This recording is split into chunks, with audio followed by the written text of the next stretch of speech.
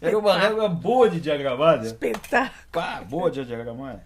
E essa aqui foi a única que sobrou, porque eu botei dentro do catálogo. Quem me deu esse catálogo foi o Mota. Tu lembra do tempo do Mota? Do comercial gráfico da Zero Claro, Hora? do comercial. O Motinha? Sim. O Mota, de tanto eu pedir emprestado, ele me deu o catálogo. E aqui tá o caderno. Olha aqui, ó. Tabela de diagramação da Zero Hora. Isso aqui é uma... Olha como é que eram as tabelas. A gente... Eu vou mostrar no detalhe isso aqui. Tá, Na verdade, a gurizada precisava entender muito, né? De matemática, de muita coisa para poder fazer aqui isso. Era o número de linhas, ó. E aí a gente calculava o número de paicas, né? Que era, paica era a largura da coluna. E aí quantas linhas tinha a lauda? Aí dava 22 centímetros de comprimento. Sim. Aquele texto dentro daquela largura, tu puxava para baixo a altura que ia ocupar aquela matéria. E aí ia sair umas tripas de fotocomposição, e aí a gente colava no Pestap. Ainda tinha nas isso, colunas, né? Ainda tinha isso. Pestap, com aquele negócio, como é? Aquela cera, como é que é o nome daquilo? Não sei lá o nome daquilo, tu que tem memória. Não, era de vela? colável, era colável. Como é que chama? Feito vela? Vela é cera. Não, mas tem um nome, a cera. Tem um nome. Não aí. Serve cera? É uma cera. Viu? O que dá? Chamar os noninhos para fazer relicário. Mas eu sei bom. A memória virou uma leve lembrança. Os guri novos que chegavam na redação não sabiam nada, né? Aí a gente mandava eles lá para a sala da montagem. Disse, olha, tu faz o seguinte, tu vai lá, pega os telex e passa a cera em todos eles. Pô, os guris ficavam, aquele troço era quente, né? Nossa senhora. Cara. Que judiação. Que aquilo era usado para colar, né? E por que não era cola? Porque aquilo tinha que, às vezes, levantar e botar de volta. Tinha que fazer os ajustes, corta mais um naquinho da foto. Não era cera, rapaz, era um... Nunca vai vir para mim. Não, eu já passei dessa fase. Vela, pô. Como é que é feito do que vela? Sei lá. Não é cera, é outro troço, pô. Então tá. Vamos ligar para alguém de 30 e vamos perguntar. Não, o pessoal que está nos assistindo está dizendo, foi, Marcelo, mas eu não me lembro. Pô, não me lembro, rapaz. O Ricardo Garcia vai estar lembrando, né? Tá rindo de nós, ele vai dizer, eu só tenho 50. Procurasse no Google, não, tu também não lembra. Tá bom. Depois tu vem aqui também. Tu vai vir aqui também. Ricardo Garcia, que é outro também dinossauro. Mas então a gente, olha aqui, ó, diagramava de acordo com o corpo, né? Cada página era um corpo, ó. Corpo 7, corpo 8. Esse mesmo corpo do Word. Hoje todo mundo conhece. Aquilo que a gente descobria, família, ainda chamava família de letra diferente para usar. Hoje tu entra ali no Word, bota um texto, faz um documento com 5, 6 tipos de letra diferente e brincando. E o jeito que a gente calculava o título das páginas era na base da contagem, cara. O cara pegava um desses aqui, ó. Um título desse aqui, ficava contando, ó, 1, 2, 3, 4, 5, 6, 7, 8, 9, 10, pegava a largura e dizia pro editor, qual é o corpo que tu vai usar, 2, 3, saía dali. É isso aí, cara. E a gente tinha eu me lembro, sabe o quê? Que tinha alguns tipos de letra que a gente não podia usar na Zero Hora. Em função do projeto gráfico. Em função do projeto gráfico da Zero Hora. Sim. Só a Zero Hora podia usar. Né? Eu me lembro que aquela Impact, que hoje tem, tudo que é Word, aí tem Impact. Você vai ver o nome da letra, ela chama Impact. A letra Impact era a manchete da Zero Hora. Usada como manchete da Zero Hora. Eu só de raiva hoje eu uso bastante ela, sabe? Traumatizou. Os boletins que eu faço para sindicato é Impact direto.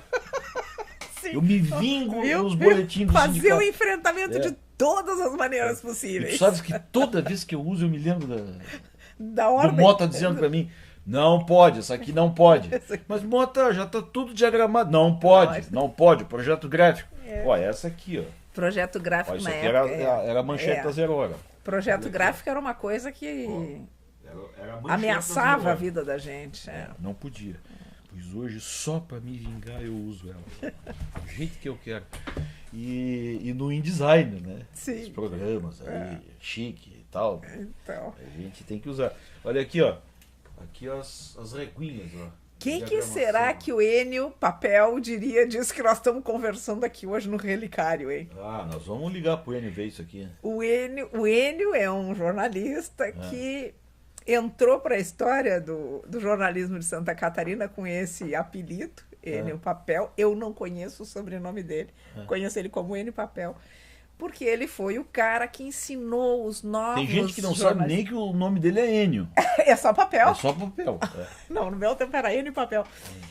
Quando entravam os novos jornalistas, os novos repórteres, editores no Diário, 86, estamos falando de 86, ele era o encarregado de dar o curso de computador, não era curso de informática, né? Era para aprender a lidar com o computador, porque a partir daí os textos do repórter, a revisão do editor, a editoração era toda em computador. E ele criou uma frase de impacto para o primeiro momento de aula, fazendo como um grande comunicador, dizendo: jornal não usa mais papel, esqueçam do papel. E aí ele virou Enio Papel. E é verdade, no Diário Catarinense, quando começou, não era para ter papel na redação. Não, mas isso na época era quase um insulto. Né? Imagina, jornalista, tu chega lá com teu caderno, com teu bloco, que tu quer lauda, tu chega lá na redação e tem umas laudas aí para eu ir pra rua fazer a matéria. Não existe lauda, gente, para aí. Compra o teu bloquinho como um bom jornalista, vai pra rua, vai escrever o que tu quer e volta aqui e digita baseado no que tu escreveu ali nas tuas anotações. Não existe mais lauda, então esqueçam o papel. Esse recado quem dava era o Enio Papel. Daí o nome artístico do Enio. O nome artístico, até hoje. Até hoje, eu vejo o pessoal no Facebook, é o Enio Papel. É o Enio Papel. Tá aí, pessoal, o nome da origem do Enio Papel. Viu, Papel? Esqueça, o jornal não usa mais papel. Quem quiser saber o sobrenome do Enio Papel, escrevam pro Enio Papel. Não, pode escrever para cá, o contato então @rwb. E a gente responde, tá bom, pessoal? Eu vou perguntar para ele, porque eu também não sei. Mas o que eu ia dizer? Eu não tenho aqui para mostrar para vocês, porque tá lá numa caixa difícil de pegar, que eu não sei nem onde é que tá. Mas eu já escaneei isso aqui. Eu sei que eu tenho escaneado. E como eu tenho escaneado, eu vou passar aqui na edição depois. Mas eu vou apresentar para vocês, para os novos, né, um negócio chamado lauda. Ah, tu tem lauda. Eu tenho a lauda do Jornal Estado. Lauda. Olha, só 20 linhas. 20 linhas. Eu tenho aquela laudinha pequena do Jornal Estado. Lembra, né? Quero ver. Ah, não, mas tá escaneado, tu vai achar isso em algum lugar. Que nem o Amorim Júnior diz, tu já está vendo aí, ó.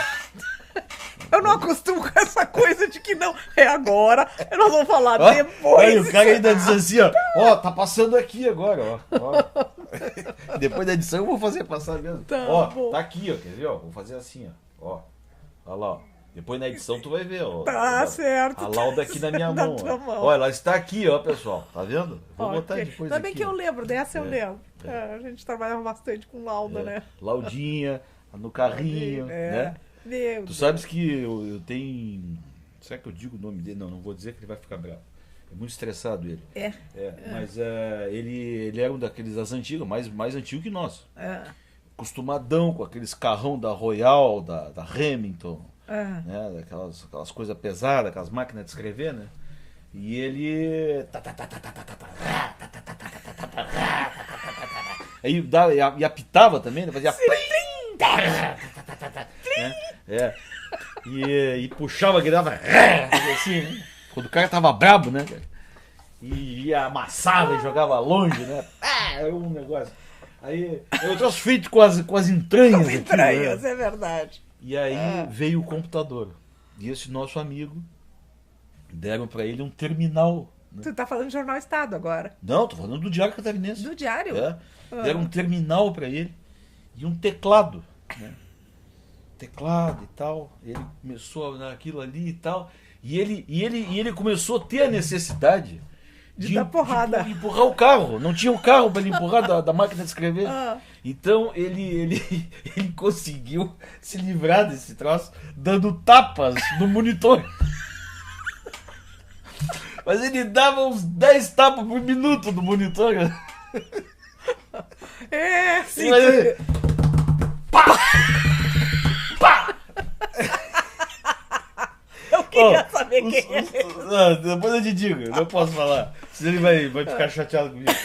Mas os americanos, da IBM, né? Que Sim. davam manutenção Sim. lá, só falavam tudo em inglês, eu não sabia o que eles falavam. Gente, eu ficava uma fera com os caras. Né? Isso era muito incrível. Tu trabalhar num jornal em Floripa, que tinha já um prédio um pouco futurista, porque ele era redondo e com uma rampa central redonda, e daqui a pouco baixava uma laia de americano lá dentro para fazer a manutenção do jornal. E aí e aí era tudo falando em inglês e tal. E quando eles iam embora, lá vinha a regra, né? Lá vinha a regra, mudou isso, mudou aquilo, só pode desse jeito, agora tem que ser desse. Era uma coisa muito estranha aquilo. Além da gente não entender nada do que eles diziam, é óbvio. Eles chegavam aqui com o fuso horário deles e eles trabalhavam de madrugada como se chegassem de manhã cedo. Eles trabalhavam que nem uns loucos de madrugada e nós cansados, estressados, suando. Sim, para nós, 11 horas da noite, fechamento de capa, revisão de capa. E eles ficavam naquele era o final de um dia que tinha começado lá às 10 horas da manhã, né? 9 horas da manhã, 10, 11. E no CPD, né, que chamavam. Hoje em dia eles chamam, nem tem mais isso, né? Não sei. Tinha um CPD, era o Centro de Processamento de Dados, né? Ficava aquelas máquinas. Era a sala mais refrigerada. Lá todo mundo trabalhava de paletó. O chão era falso, né? Embaixo passava a fiação. E ar-condicionado e tal, né? E eles ficavam lá nos Forever e Together e não sei o quê, né? E nós não sabíamos nada do que estava acontecendo. E de vez em quando apagava tudo. Tudo. Né? E aí dava vontade de cortar os pulsos, né? De 2 da manhã. Caía, perdia texto, perdia tudo. Tu vê que aqui em casa eu ainda mantenho um telefone que faz trinho. Faz trinho, tô vendo. O pessoal liga aqui e faz trinho ainda. Pronto. Então. Tem que ter essas coisas. Então é o seguinte, pessoal, a coisa era mais ou menos assim, né? E lá a gente introduziu, eu estava falando do nosso amigo, né? E aí tinha que trocar o terminal dele uma vez por semana. Sim. Porque o terminal, o monitor não resistia. Né? Sim. E dele tapa no coisa, os caras olhavam aquilo. E aí tu sabe o que ele fazia às vezes? Depois convenceram ele, né? Ele brigou tanto com o terminal, porque o terminal tinha de vez em quando, não sei se tu lembra. Ele apagava. Não, antes de apagar, ele tinha umas mensagens. Sim. Então, que a gente não entendia nada. E tinha uma que ele dizia assim, às vezes ele falava em português. É? Não, eu me lembro daquelas pretinhas assim, que apareciam em cima, assim, só. Esta mensagem... Não, como é que era assim? Vai se autodestruir em 10 Esta segundos. mensagem foi produzida por um digitador... Não, é mensagem incompetente, uma coisa assim, sabe? Não lembro uns termos assim, né? E ele encarava aquilo, ele introjectava aquilo, ele dizia assim, é tu! Ele dizia pro terminal. Incompetente é tu! Ele dizia. Saía por aqueles corredores espiral, né? Dizendo desaforo e tal. Aí, então, para não mexer com ele, porque doido ele não mexe muito. Então, o que eles fizeram? Eles deram uma Remington. Trouxeram a Remington de volta. Ele tinha um digitador? Não acredito. Tu sabe que tinha digitador, né? Tu te lembra que tinha digitador? Pior é que tinha, né? Tinha, uns gurizão, que eram digitadores dos artigos. Dos artigos que vinham, né? Dos antigos. Porque não, esse negócio de e-mail não existia ainda. Não. Tinha que entregar em mãos. Tinha que entregar em mãos. E aquilo era digitado. É verdade. Então tinha os digitadores. Não, e tinha artigo que vinha uma vez por semana, 3, 4 artigos de um autor. Pois eles incluíram para os digitadores a coluna desse nosso colega. Então ele fazia na maquininha e entregava solenemente em laudas para o pessoal digitar. Para ver quanta coisa a gente já passou em termos de mudança de concepção de jornal, né? Olha lá do tempo da faculdade, do linotipo, do correio do povo. Eu me lembro que quando a gente começou no Diário, a informação que a gente tinha era o seguinte, é o primeiro jornal totalmente informatizado. Por que era totalmente? Porque a Folha de São Paulo já tinha... Não, acho que era o Estadão, que já tinha algumas coisas na redação. Tinha classificado. E eles usavam já naquela época. E o JB estava começando a usar alguma coisa também, pobre do JB. na época tentou botar alguma coisa, mas eles levaram muitos eu me lembro anos que na depois. Folha se usava o PageMaker, que é o programa que a gente usou, eu pelo menos usei durante 15 anos. Hoje já não dá mais, as gráficas não querem mais os arquivos com o PageMaker. É com esse InDesign, né? O Core. E então é o seguinte, na época a Folha era com o PageMaker, mas o Diário Catarinense não era. O Diário já era um software desenvolvido para ele, da IBM. Por isso que os americanos iam tanto lá. Tela verde, te lembra? Os númerozinhos verdes, tela preta com número verde. E a gente diagramava já ali. Essa era a grande revolução, né? Começamos a não usar mais as reguinhas. As reguinhas, folhinha de papel. A lapiseira. Né? Era tudo ali. E era uma briga, né? Sim. Que a gente não queria largar. Porque eu lembro que tu ainda, quando eu ia baixar alguma coisa lá contigo, tu ainda fazia algum esboço no papel. Depois jogava pra... Fazia isso aqui, né, Débora? Fazia isso aqui. Eu me lembro que a gente... Pra ver como é que desalinhado. Né? Aliás, que delícia quando começou a ser autorizado o desalinhado, né? Não precisar mais ser tudo quadradinho. Pessoal, desalinhado é essa falta de justificação. Hoje chama justificado à esquerda, né? Isso. Hoje tem. Mas a gente desalinhava e tal. Aliás, isso me remete ao Bendatti. O Bendatti, um grande diagramador espanhol, já falecido, que morou em Porto Alegre a vida toda, casado com a Yara Bendatti, professora também, já falecida, mas fantástica. Aliás, depois eu conto uma coisa da Yara. O Bendatti, que era professor de diagramação, tentava trazer um pouco de Barcelona para o Brasil e tentava fazer uma coisa nova, mas era difícil entrar. Hoje a gente vê, eu me lembro do Bendatti, que eu lembro do branco artístico, que ele dizia. O branco, mas quem falava disso também era o cubano. Mas quem é o cubano? Não, o cubano do DC? Sim, mas bem depois. O Bendatti eu tô te falando dos anos 70. O cubano dizia la valorização dos espaços blancos. Sim, Não, mas o Bendatti falava no branco artístico. Encher a página. Exatamente, mas olha, eu tô te falando de 70. O Bendatti, anos 70. Eu entrei em 70 e... Quanto? Sei lá, 5 na faculdade. 75. Até guri novo. Eu comecei um pouquinho. Não, tô falando de 75. O Bendatti já falava nos brancos. Quer dizer, tudo que tu mantém à esquerda, que tu não justifica, tu cria um branco. E esse branco valoriza um pouco a linha que tu tá iniciando embaixo ou do lado. E tem a história levamos muitos anos para conseguir aceitar, porque o jornal aceitasse isso, né? As revistas começaram com isso primeiro. E tem a história também da entrada do olho, né? Também. O olho não entra num texto blocado. O olho entra num branco. Num branco. Né? Num vazio. E passa fazer o quadradinho. E passa a desenhar o que a página oferece. É verdade. Mas a gente tende a achar que tem que encher a página. Tem que encher. A tendência básica, não artística, é essa. Quando o cara tem criatividade, quando o cara sabe desenhar, ele faz diferente. Essa concepção que o cubano Garcia, né, o nome dele? Garcia, isso aí. Essa concepção aqui, isso foi, na época, foi muito discutido, A cartolinha dela. Sim. Eu vou depois mostrar. Gente, isso é antigo, nossa. Esse espaço branco aqui, foi contestadíssimo pelos editores. Agora, gente, isso aí, hoje vocês olham e dizem, nossa, que coisa mais feia, que coisa mais velha. Mas foi uma revolução. Foi uma revolução. Eu não lembrava mais dessa pauta musical com o título da sessão. E depois isso rapidamente foi mudado. Eu me lembro do nosso saiu tempo a pauta. ainda. Saiu a pauta das linhazinhas. No nosso tempo ainda, eles mexeram demais no projeto. A RBS pagou uma nota para achar. E depois foi-se, né? O projeto gráfico definia quase tudo no jornal, né? Era uma constituinte, né? É verdade. No jornal. Sim, tinha que seguir. Era o terror dos editores, né? Deixa eu te contar uma coisa da Yara Bendatti, que vem bem muito dentro dessa coisa do que a gente está fazendo agora. Conversando aqui no teu estúdio, na frente de um microfone e de um computador. E se transformando em rádio. Eu lembro que na 76, eu acho, 77 no máximo, a Yara uma vez, ela tinha ido com o Bendatti num congresso na Espanha.